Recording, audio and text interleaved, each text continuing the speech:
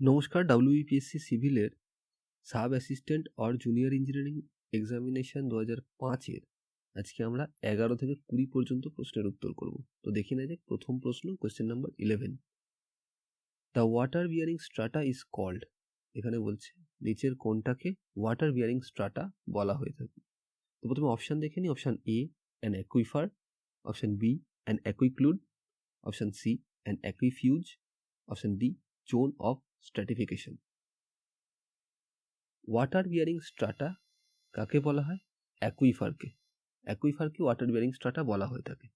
তার কারণ এটা এক ধরনের রকের লেয়ার যার মধ্যে জল থাকে,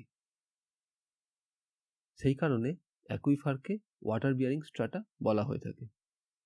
অ্যাকুইফারে থাকা গ্রাউন্ড ওয়াটারকে আমরা বোরিংয়ের মাধ্যমে, ওয়েল বোরিংয়ের মাধ্যমে যখন খুশি যেমন খুশি এক্সট্র্যাক্ট করতে পারি। তাহলে এখানে সঠিক অ্যান্সার হলো অপশান এ অ্যান অ্যাকুইফার। পরবর্তী প্রশ্ন, question number 12। Run off from precipitation is intended to be discharge into sewers, such water is usually termed as. এখানে বলছে যে বৃষ্টির ফলে যে রান অফ হচ্ছে সেটাকে সিওয়ারের মাধ্যমে ডিসচার্জ করা হচ্ছে, এই জলটাকে কি বলা হয়ে থাকে? প্রথমে অপশান দেখে নিই। Option A storm water, option B ground water, option C spelt water, option D sanitary water. এটাকে স্টর্ম ওয়াটার বলা হয়ে থাকে। স্টর্ম ওয়াটার কি? স্টর্ম ওয়াটার হলো বৃষ্টির ফলে যে রান অফ হয় সেটাকে পাইপ অথবা ওপেন চ্যানেলের মাধ্যমে কালেক্ট করে সেটাকে রিভারে ফেলে দেওয়া হয়। This is called storm water. তাহলে এখানে সঠিক অ্যান্সার অপশান এ। পরবর্তী প্রশ্ন, question number 13। The isometric projection of sphere. এখানে বলছে স্ফিয়ারের আইসোমেট্রিক প্রজেকশন কি হয়? স্ফিয়ার কি?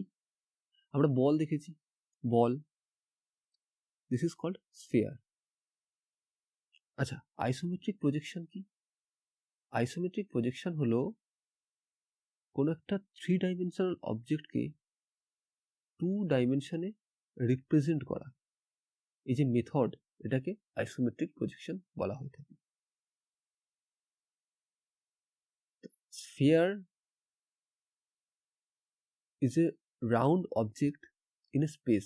কোনো একটা স্পেসে বা 3 ডাইমেনশনে স্ফিয়ার হলো একটা রাউন্ড অবজেক্ট।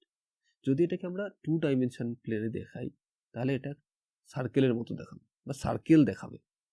তাহলে এখানে সঠিক অ্যান্সার হলো অপশান বি এ সার্কেল। পরবর্তী প্রশ্ন, question number 14। The water absorption of the aggregates used for road making should not exceed. এখানে বলছে যে রোড এগ্রিগেটের যে ওয়াটার অ্যাবসর্পশন সেটা ম্যাক্সিমাম কত হওয়া উচিত? প্রথমে অপশান দেখে নিই। Option A 0.6%, option B 2.0%, option C 1.0%, option D 0.3%. As per IRC, Indian Road Congress 11020005, 11020005 যদি দেখা যায় সেখানে রোড এগ্রিগেটের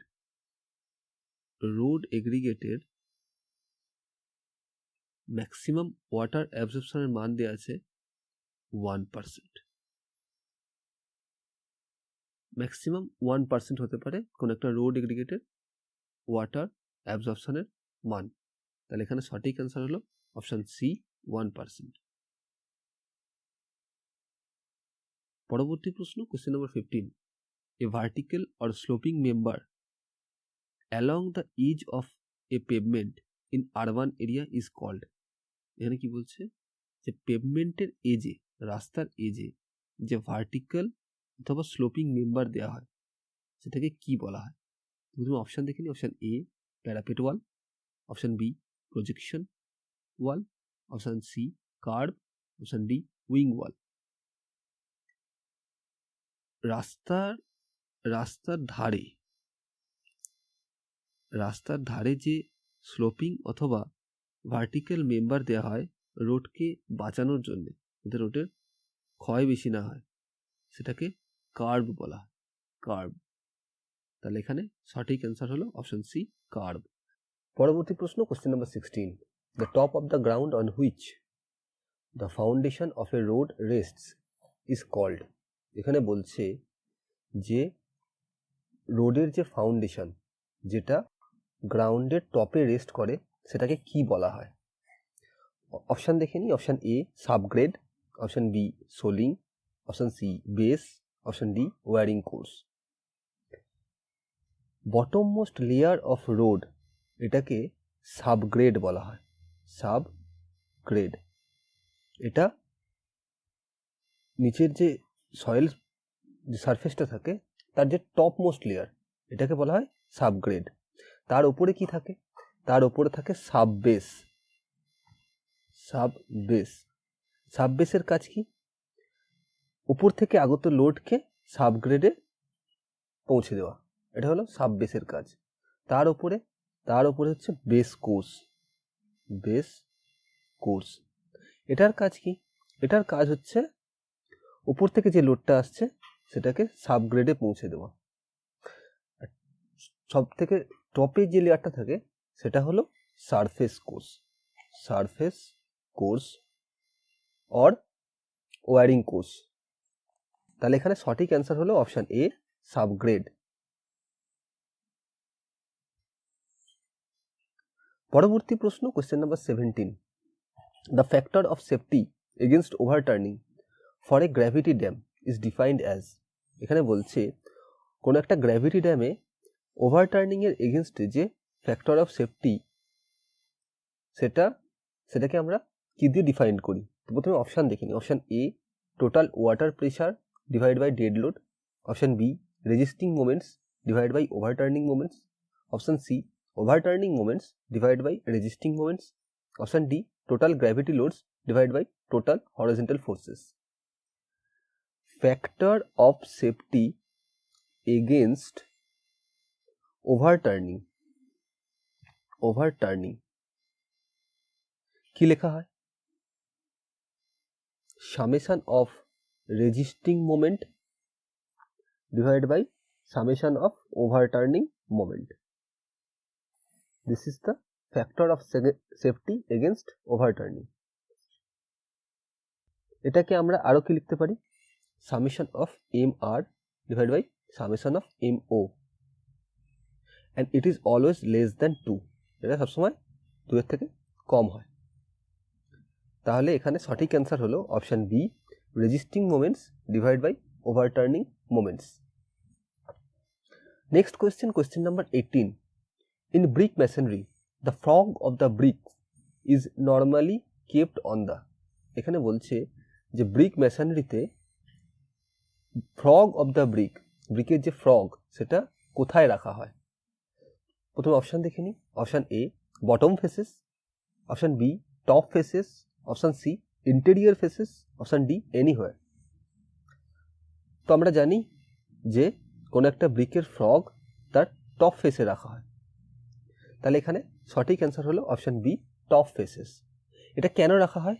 যাতে ইটের সাথে যে মর্টার, যখন আমরা ব্রিক মেশিনারি করব তখন যদি আমরা ইটের ওপরে মর্টার দিই তাহলে এই ফ্রগ ইটের সাথে মর্টারকে শক্তভাবে আটকে রাখে। This is the cause to provide a frog in the top face of the brick. পরবর্তী প্রশ্ন, question number 19, Euler's critical load for the column is. এখানে বলছে কলমের জন্যে ইউলার্স ক্রিটিক্যাল লোডের যে ফর্মুলা সেটা নিচের কোনটা? তো প্রথমে অপশান দেখে নিই। Option A pi square EI divide by L square, option B pi square EI divide by 4l square, option C 2 pi square EI divide by L square, option D pi square EI divide by 2l square. Critical load কি? Critical load হলো সেই load যেটা ম্যাক্সিমামে পৌঁছে গেলে কলম is fail by বাকলিংয়ের দ্বারা কলম fail করে যায়। লং কলমের জন্যে ইউলার্স কলমের একটা ফর্মুলা আবিষ্কার করেছিলেন, সেটা হলো F is equal to pi square EI divide by L E square, যেখানে L E effective length of compression member, মানে কলমের ক্ষেত্রে কলম তো কম্প্রেশন মেম্বার, এই কম্প্রেশন মেম্বারের ক্ষেত্রে ইফেক্টিভ লেন্থ হয় distance between the point of contraflexure. Point of কন্টাফ্লেকচারের মধ্যেকার যে ডিস্টেন্স সেটাই হলো ইফেক্টিভ লেন্থ। এটা কিভাবে ডিরাইভ করা হয়? এটা ডিরাইভ করা হয় by actual length and end condition. Actual length আর এন্ড কন্ডিশন দ্বারা এটাকে ডিরাইভ করা হয়। আচ্ছা, ইফেক্টিভ লেন্থ কি সেটা তো বুঝলাম। ইফেক্টিভ লেন্থের ইউনিট কি হয়? এর ইউনিট হয় মিটার। এফ কি? F is equal to critical load or allowable load, এর ইউনিট কি হয়? নিউটন। ই কি? মডুলাস অফ ইলাস্টিসিটি, ইউনিট কি হয়? Newton per millimetre square. আর আই কি? মোমেন্ট অফ ইনার্সিয়া, এর ইউনিট কি হয়? m⁴। তাহলে এখানে সঠিক অ্যান্সার হবে option A, pi square EI divide by L square. এখানে এল বলতে ইফেক্টিভ লেন্থকে বোঝানো হয়েছে। নেক্সট কোয়েশ্চেন এবং আজকের শেষ প্রশ্ন। The method of irrigation by which water is supplied in the form of spray through perforated pipes is called. এখানে বলছে যে ইরিগেশন মেথডে জলকে পারফোরেটেড পাইপের দ্বারা সাপ্লাই করা হয় স্প্রের মাধ্যমে, সেটাকে কি ইরিগেশন বলা হয়? তো প্রথমে অপশান দেখিনি। Option A artificial irrigation, option B lift irrigation, option C sprinkler irrigation, option D spot irrigation. কোনো একটা পারফোরেটেড পাইপের দ্বারা যদি জলকে স্প্রের মাধ্যমে ছড়িয়ে দেওয়া হয় তাহলে সেটাকে স্প্রিংকলার ইরিগেশন বলা হয়। স্প্রিংকলার ইরিগেশন কি? স্প্রিংকলার ইরিগেশন হলো নিচে থেকে জলকে পাম্প করে উপরে তোলা হয় এবং একটা পাইপের দ্বারা এটাকে হাওয়ায় ছড়িয়ে দেওয়া হয় যাতে এটা ছোট ছোট ওয়াটার ড্রপসের মাধ্যমে মাটিতে পড়ে। যেমন বৃষ্টি যেরকম হয়, যেরকম মাটিতে পড়ে ছোট ছোট ড্রপসের মাধ্যমে, ওয়াটার ড্রপস, সেই একইভাবে স্প্রিংকলার ইরিগেশন ইউজ করা হয় ফর ইরিগেশন। তাহলে আজকে এই পর্যন্তই। Thank you for watching.